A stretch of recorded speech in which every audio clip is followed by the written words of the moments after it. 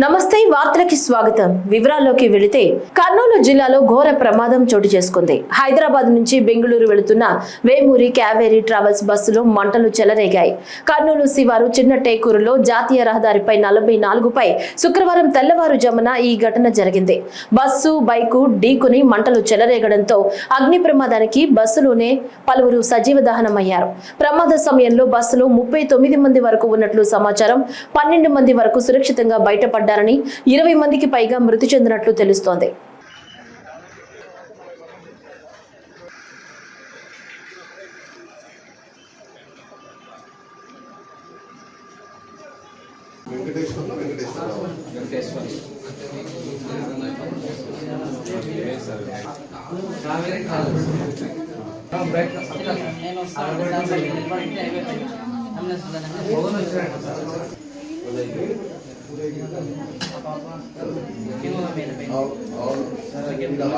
కర్నూలు జిల్లాలోని కల్లూరు మండలం టేకూరు గ్రామంలో మనసును కలిచివేసే విధంగా బస్సు అగ్ని ప్రమాదం దుర్ఘటన జరిగింది.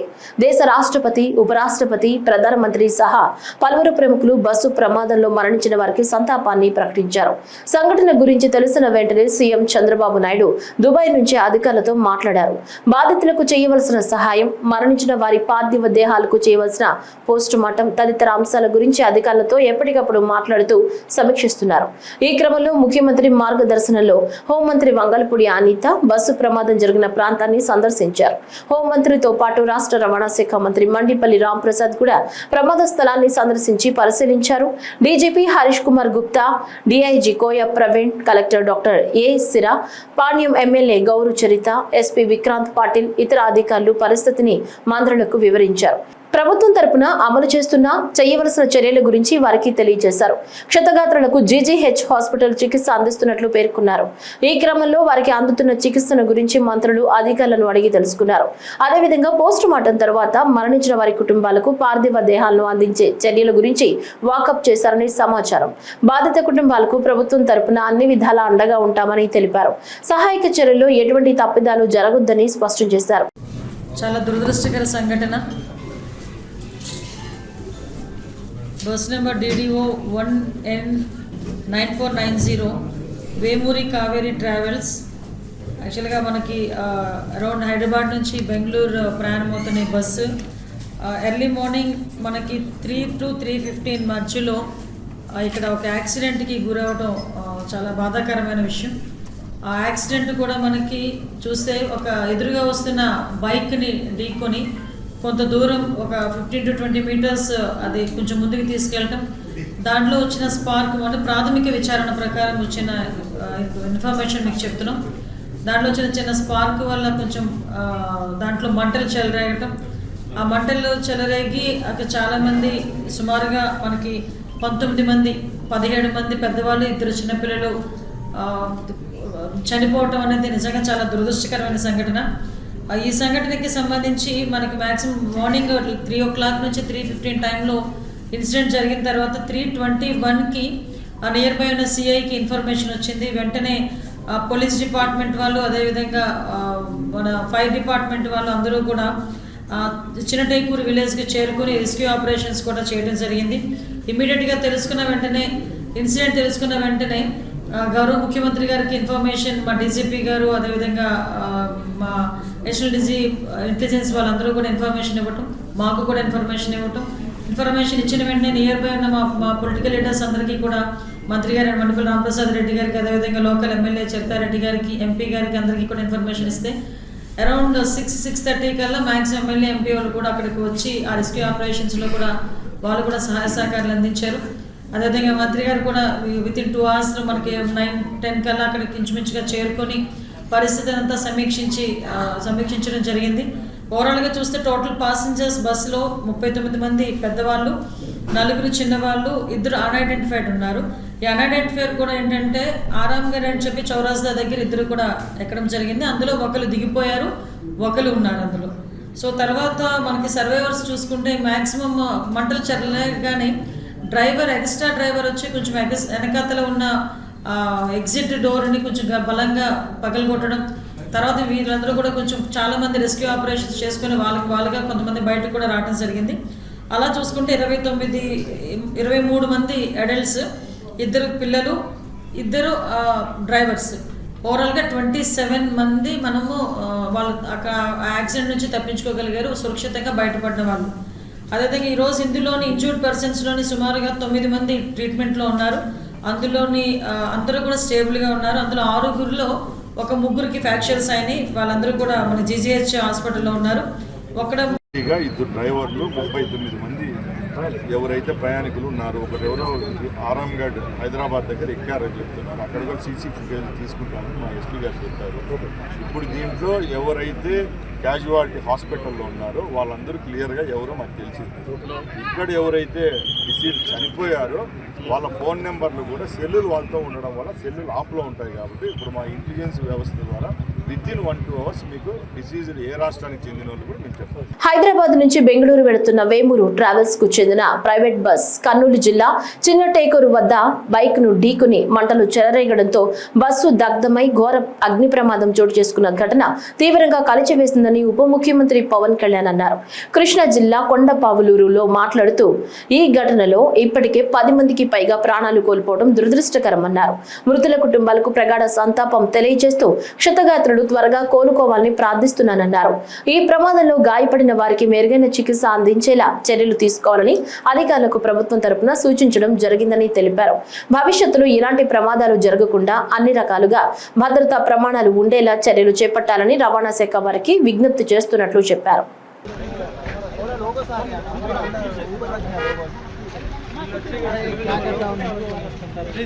क्या लगाते यार लोगों, बाइक नहीं आ रहा, उसमें विजुअल नहीं आ रहा, लगे लोगों को उठाने में. The conductor and bus driver. Might is down. That part is because bike went underneath the bus. Petrol tank got exploded. Hey, logo down here. Jan intelligence from the preliminary reports. That's why they are not able to. Not many of the people are not able to see. Yeah, I know what on here. Some out on it. Then bikes have been lost. It is very sad. I don't know. Not sure. Coming the hospital. The announcement is very sure. That really means a lot. Karnool and state of Haiti. And also I'd like to CBN garu. Kurnool జిల్లాలో జరిగిన ఘోర bus ప్రమాదంపై కేంద్ర భారీ పరిశ్రమలు మరియు ఉక్కు శాఖ మంత్రి శ్రీనివాస్ వర్మ దిగ్భ్రాంతి వ్యక్తం చేశారు. విజయవాడలో మీడియాతో మాట్లాడుతూ ప్రమాదంలో ప్రాణ నష్టం చాలా బాధాకరమన్నారు. ప్రమాదంలో గాయపడిన క్షతగాత్రులకు కేంద్ర ప్రభుత్వం అండగా నిలుస్తుందన్నారు. దురదృష్టకరం. మరి ఇంకా మృతుల సంఖ్య తెలియాల్సినటువంటి అవసరం ఉన్నది. ఉదయం నాకున్నటువంటి సమాచారం వరకు 39 మందికి 19 మంది హాస్పిటల్కి తరలించారు. ఇంకా కొంతమంది బతుకున్నారు. ఇంకా కరెక్ట్ అయినటువంటి సంఖ్య తెలియదు అనేటువంటి విషయం మాత్రమే నాకు తెలుసు. మరి తప్పనిసరిగా వీరందరూ కూడా విచారించదగినటువంటి విషయం. తప్పనిసరిగా మృతుల కుటుంబాలకు ప్రభుత్వం తరపున పూర్తి సహాయ సహకారాలు ఉంటాయని ఆశిద్దాం. ప్రభుత్వ కార్యాలయ ఇవన్నీ ఇప్పుడు 1-2 గంటలు మీడియాలో రకరకాల వార్తలు వస్తాయి. ఏదో ఒక చిన్న యాక్సిడెంట్ ద్వారా మోటార్ సైకిల్ గుడ్డుదనం ద్వారా ఇది కూడా బస్సు ఫైర్ అయింది, ముందుగా వెహికల్ ఫైర్ అయింది అని చెప్తున్నారు. తప్పనిసరిగా దాని మీద విచారణ ఉంటుంది. విచారణ ఆధారంగా ఫెయిల్యూర్ ఎక్కడుందో తెలుసుకుని దానికి సంబంధించినటువంటి చర్యలు ప్రభుత్వాలు తీసుకుంటాయి.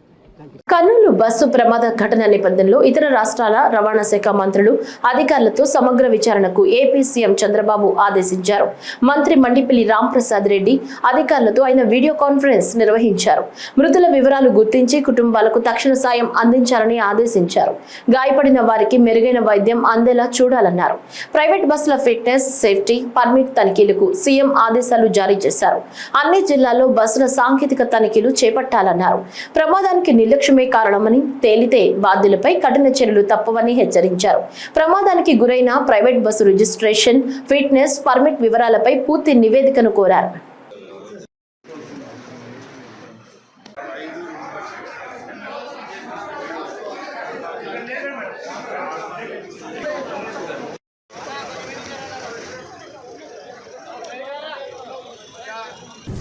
మెయిన్గా ఆ టైమింగ్ కూడా ఒక కారణం ఒకటి. మామూలుగా యాక్సిడెంట్, ఈ ఫైర్ యాక్సిడెంట్ జరిగేటప్పుడు మార్నింగ్ టైం జరిగితే తీవ్రత వేరే విధంగా ఉంటుంది, డీప్ స్లీప్లో జరిగితే వేరే విధంగా ఉంటుంది. ఇప్పుడు లేట్ నైట్ 3 గంటలు అన్నప్పటికీ ఇప్పుడు సర్వైవల్ అందరినీ మీరు చూసారు, చిన్న చిన్న ప్రాబ్లమ్స్ అంతా బయటకు వచ్చేసారు. మిగిలిన వాళ్ళు ఎవరైతే చనిపోయారో ఇక బ్లంట్ మిస్టేక్ జరిగినట్టు, పెద్దగా అంత ఊండేడు మాంసం ముద్దలు అయిపోయారు. కాబట్టి ఇంకొకటి ఏంటంటే ట్రాన్స్పోర్ట్లో మా సెంట్రల్ గవర్నమెంట్ మార్త్ గైడ్ లైన్స్ పరంగా బాడీ బిల్డింగ్ ఎలా ఉంటుంది, బస్ ఇన్ఫ్రాస్ట్రక్చర్ ఎలా ఉండాలి, సీటింగ్ ఎట్లుండాలి అనేది యూనివర్సల్ లా పరంగానే ఆ విధంగానే బాడీ బిల్డింగ్ కూడా జరుగుతుంది. ముఖ్యంగా మీరు అన్నట్టు డిపార్ట్మెంటల్ ల్యాబ్స్ అనుకుంటే ఇంకా రోజు ఇలాగే జరుగుతూ ఉంటాయి. డిపార్ట్మెంటల్ ఏదో ఒకరో ఇద్దరు చేసిన తప్పులకు అందరూ కారకులు కాదండి. దీని విషయానికి వస్తే ఇలాంటి ఇన్సిడెంట్ లాస్ట్ 2 months బ్యాక్ ఒక ఏపీఎస్ఆర్టీసీ టౌన్ సర్వీస్ బస్సు ఏదైతే వైజాగ్ సిటీలో ఉందో అది మార్నింగ్ జరిగిన టైం వచ్చి 8:30 జరిగింది.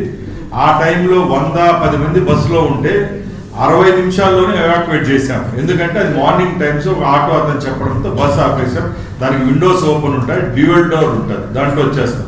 బట్ ఈ స్లీపర్ కోచ్లు అనేటివి నైట్ టైం ట్రావెల్ చేసేటివి డిజైన్ ఫర్ పడుకొని ప్రయాణించేదానికి ఉంటాయి. ప్లస్ దీంట్లో కూడా ఏంటంటే ఫ్లేమబుల్ మెటీరియల్ ఎక్కువగా ఉంటుంది, బెడ్షీట్ ఉంటాయి, కుషనింగ్ ఉంటుంది, పిల్లోస్ ఉంటుంది. దీనివల్ల ఎక్కువ శాతం బర్నింగ్ అయింది కాబట్టి దీనివల్ల ఇంత నష్టం జరిగిందండి.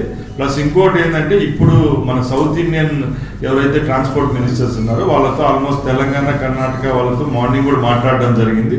రోడ్ సేఫ్టీలో ఇది 3rd ఇష్యూ, ఇట్లా ఈ అగ్నికి సంబంధించి ఇదే హైవే మీద 3rd ఇన్సిడెంట్ కాబట్టి దీని మీద తప్పకుండా ఒక కొత్త గైడ్ లైన్స్ అనేది తీసుకొని వచ్చి మేము మార్త్ సెంట్రల్ వాళ్ళతో కూడా మాట్లాడి ఇలాంటి ప్రమాదాలు అరికట్టడానికి చర్యలు తీసుకుంటాం. అందరూ ఒకటి గ్రహించాలంటే ఇన్సిడెంట్ జరిగింది ఆంధ్రప్రదేశ్ భూభాగం మీద.